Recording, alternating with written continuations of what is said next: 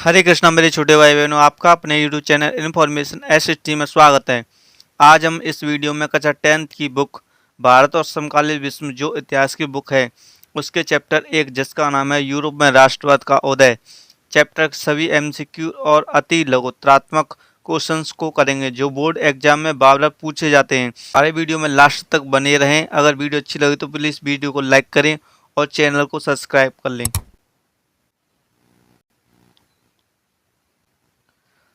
तो आज के वीडियो में अति महत्वपूर्ण प्रश्न है जो कि मोस्ट इम्पॉर्टेंट क्वेश्चन है, बार बार परीक्षा में पूछे जाते हैं। ठीक है, हमारा प्रश्न एक है, राष्ट्रवाद का प्रारंभ जिस देश से हुआ वह देश है। तो हमारे ऑप्शन है फ्रांस, जर्मनी, भारत या श्रीलंका। तो हमारा सही आंसर है राष्ट्रवाद का प्रारंभ फ्रांस देश से हुआ। और फ्रांस देश में राष्ट्रवाद का प्रारंभ कब हुआ? तो 1789 को फ्रांस देश में राष्ट्रवाद का प्रारंभ सन 1789 से प्रारंभ हो चुका था। ठीक है, हमारा प्रश्न 2 है, नेपोलियन की संहिता का निर्माण हुआ था। हमारे ऑप्शन है, option A 1861, option B 1870, option C 1804, option D 1789। तो नेपोलियन की संहिता का निर्माण 1804 को हुआ था। ठीक है, हमारा प्रश्न 3 है, किसकी कल्पना आदर्श यूरोपिया में दुनिया के लोग अलग अलग राष्ट्रों के समूह में बटे हुए हैं। ऑप्शन है फ्रांस, जर्मनी, भारत या फ्रेडरिक सोरियू। तो इसका आंसर है ऑप्शन डी फ्रेडरिक सोरियू के कल्पना आदर्श में दुनिया के लोग अलग राष्ट्रों के समूह में बटे हुए हैं। हमारा प्रश्न 4 है, जोलवेराइन नामक शुल्क संघ की स्थापना कब हुई? Option A 1834, option B 1802, option C 1825, option D 1820। अगर इसका सही जवाब आपको पता है तो प्लीज़ नीचे कमेंट बॉक्स में इसका सही जवाब जरूर दें। तो इसका सही जवाब है ऑप्शन ए 1834 को जोलवेराइन नामक शुल्क संघ की स्थापना हुई। हमारा प्रश्न 5 है, 1815 में नेपोलियन की हार से ठीक बाद 4 देशों ने सम्मेलन कहाँ आयोजित किया? तो 1815 में नेपोलियन की हार के बाद 4 देशों ने सम्मेलन कहाँ पर आयोजित किया? हमारे ऑप्शन है प्राग में, लंदन, वियना में या हेंग में। आंसर है ऑप्शन सी, वियना में सम्मेलन का आयोजन किया गया था। हमारा प्रश्न 6 है, जूसेफ मैत्सनी कौन था? ऑप्शन ए इटली का क्रांतिकारी, ऑप्शन बी वियना का क्रांतिकारी, ऑप्शन सी रूस का क्रांतिकारी या इनमें से कोई नहीं। तो जूसेफ मैत्सनी इटली का क्रांतिकारी था।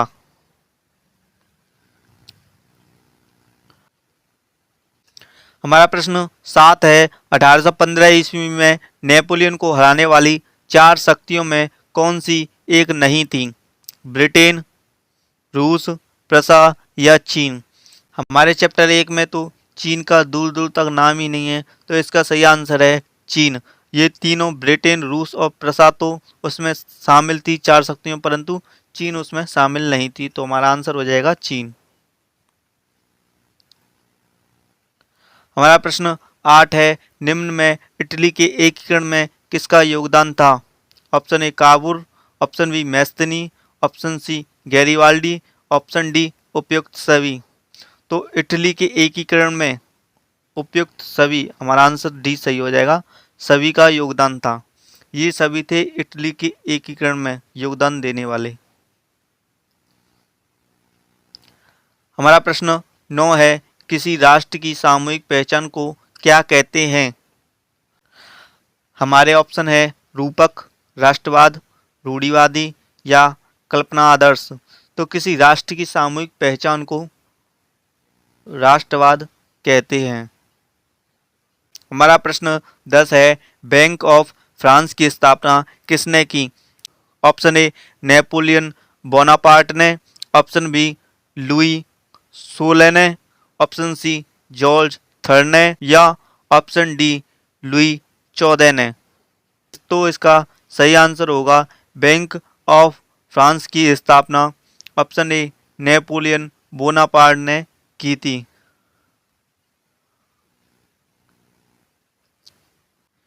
प्रश्न 11 है, ऐसी सरकार या शासन व्यवस्था जिसकी सत्ता पर किसी प्रकार का अंकुश नहीं होता क्या कहलाती है? उदारवाद, राष्ट्रवाद, निरंकुशवाद, प्रजातंत्र। तो ऐसी सरकार या शासन व्यवस्था जिसकी सत्ता पर किसी प्रकार का अंकुश नहीं होता वह निरंकुशवाद कहलाती है। तो इसका ऑप्शन सी आंसर सही होगा, निरंकुशवाद।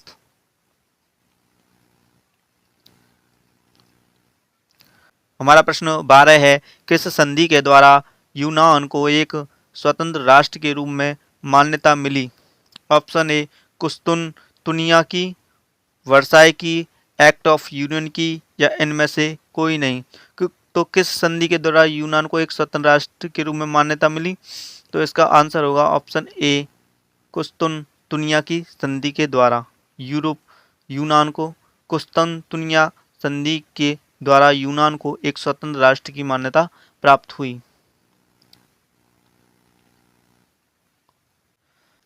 तो हमारे सभी एमसीक्यू क्वेश्चन समाप्त हो चुके हैं। अब हम अति लघुत्तरात्मक क्वेश्चंस को करेंगे। ये भी बहुत ज़्यादा इम्पोर्टेंट है बोर्ड परीक्षाओं की दृष्टि से। तो हमारा प्रश्न 1 है, वियना सम्मेलन की अध्यक्षता किसने की थी? तो इसका आंसर है ऑस्ट्रिया के चांसलर ड्यूक मेटरनिक ने। तो वियना सम्मेलन की अध्यक्षता ऑस्ट्रिया के चांसलर ड्यूक मेटरनिक ने की थी। हमारा प्रश्न 2 है, जब फ्रांस छींकता है तो बाकी यूरोप को जुकाम हो जाता है, यह वाक्य किसने कहा था? तो जब फ्रांस छींकता है तो बाकी यूरोप को जुकाम हो जाता है, ये वाक्य मेटरनिक ने कहा था।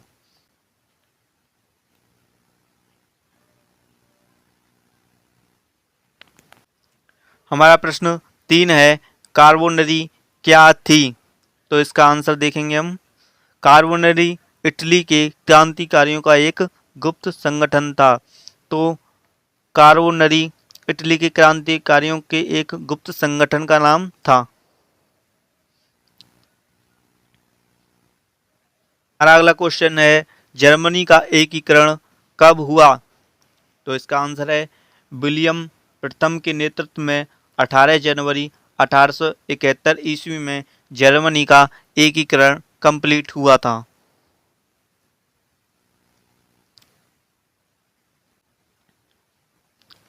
हमारा प्रश्न 5 है, जर्मनी के एकीकरण का श्रेय किसे दिया जाता है?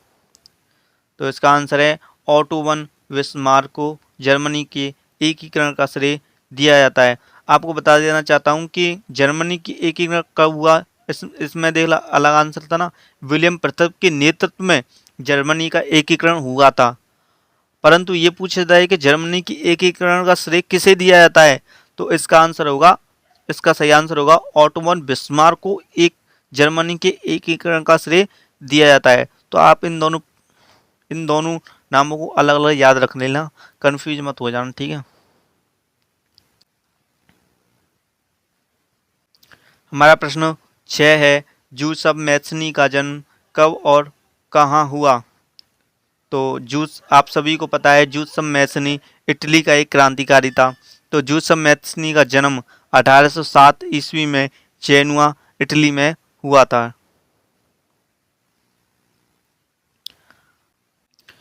हमारा प्रश्न 7 है, जूसफ मैथनी द्वारा स्थापित 2 भूमिगत संगठनों के नाम लिखिए।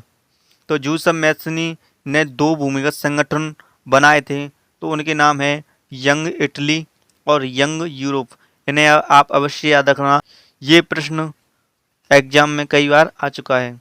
तो याद रखना, जूसफ मैथनी द्वारा स्थापित 2 भूमिगत संगठन है यंग इटली और यंग यूरोप। हमारा प्रश्न 8 है, मेटरनिक ने सामाजिक व्यवस्था का सबसे खतरनाक दुश्मन बताया, किसको बताया था मेटरनिक ने? तो जूसफ मैथनी को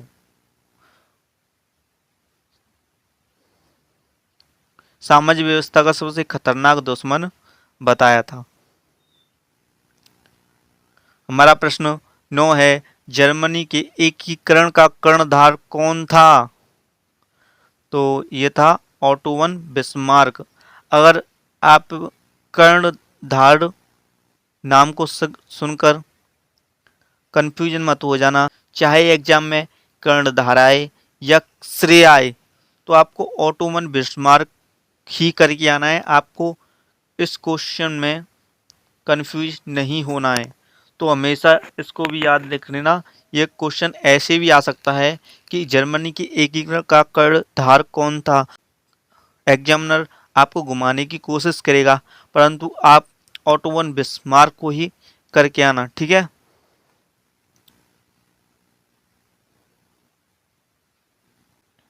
अब हम बात करेंगे गुण और महत्व की। ये बहुत ज़्यादा इम्पोर्टेंट है, आपके एग्जाम में 1 नंबर का अवश्य आ सकते हैं ये। हमारा गुण है एक, टूटी हुई बेड़ियाँ किसका प्रतीक है? तो टूटी हुई बेड़ियाँ आज़ादी मिलने का प्रतीक है, ठीक है, इसे याद रखना। बाज छाप कवच किसका प्रतीक है? तो यह है जर्मन साम्राज्य के प्रतीक, शक्ति का प्रतीक है, ठीक है, इसे याद रखना। बलूत बलूत पत्तियों का मुकुट किसका प्रतीक है? बहादुरी का, ठीक है, 1 नंबर का आ सकते हैं ये प्रश्न। तलवार किसका प्रतीक है? मुकाबले की तैयारी का, ठीक है। तलवार पर लिपटी जैतून की डाली किसका प्रतीक है? शांति की चाह का। और काला, लाल और सुनहरा तिरंगा किसका प्रतीक है? 1848 में उदारवादी राष्ट्रवादियों का झंडा, जिसे जर्मन राज्यों के ड्यूक्स ने प्रतिबंधित घोषित किया, उसका प्रतीक है, ठीक है। जो चैप्टर शुरू में चैप्टर का जो चित्र आता है ना, तो उसी में है ये झंडा। उगती सूर्य की किरणें किसका प्रतीक है? एक नए युग का सूत्रपात, ठीक है। तो हमारे सभी महत्वपूर्ण क्वेश्चंस कंप्लीट हो चुके हैं। अगर वीडियो अच्छी लगी तो वीडियो को लाइक करें और चैनल को सब्सक्राइब कर लें, जिससे हमारी आने वाली हर वीडियो आप तक पहुंच सके। आपको कमेंट में ये भी बताना है कि मैंने जो पढ़ाया है वो आपको कैसा लगा। और ये जो क्वेश्चन है बहुत ज़्यादा महत्वपूर्ण है, आप प्लीज़ इन्हें अपनी कॉपी में ज़रूर नोट करें। हम मिलेंगे एक और नई वीडियो के साथ, तब तक के लिए जय हिंद, जय भारत, वंदे मातरम।